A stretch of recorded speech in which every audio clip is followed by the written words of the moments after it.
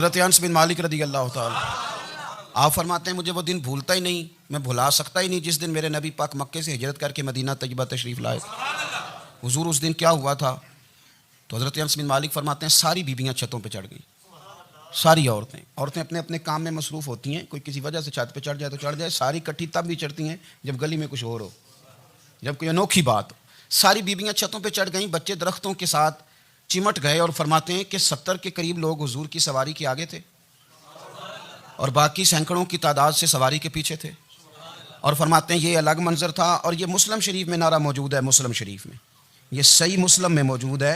जब हुजूर मदीने आ रहे थे तो मदीने वाले नारा लगाते थे या मुहम्मदा या रसूल अल्लाह, और चलते हुए लगा रहे थे या मुहम्मदा या रसूल अल्लाह का वो नारा लगा रहे थे।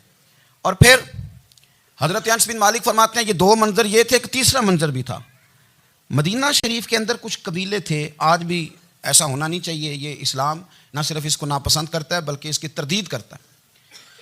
छोटी बरादरी बड़ी बरादरी आज भी तकसीम है, नहीं होनी चाहिए। अरब के अंदर भी तकसीम थी, कुछ कबीलों को छोटा जानते थे, कुछ को बड़ा जानते थे। एक कबीला था बड़ा कबीला, बनु नज्जार का, चौधरियों का कबीला, सेठों नवाबों का कबीला, बड़े लोगों का कबीला। उस कबीले की बेटियां एक कोने में दफ लेके बैठ गई। नबी पाक सल्लल्लाहु ताला अलैहि वसल्लम के गुलामों बात को समझे। एक मंजर ये कि औरतें छतों पे, आज हम मना करेंगे क्योंकि ये पर्दे की आयतें नाज़िल होने से पहले की बात है, अब आयतें आ गई, अब हम ये इजाज़त नहीं देते। औरतें छतों पे चढ़ गई, मर्द गलियों में नारे लगाने लगे और बनु नज्जार कबीले की बेटियां, छोटी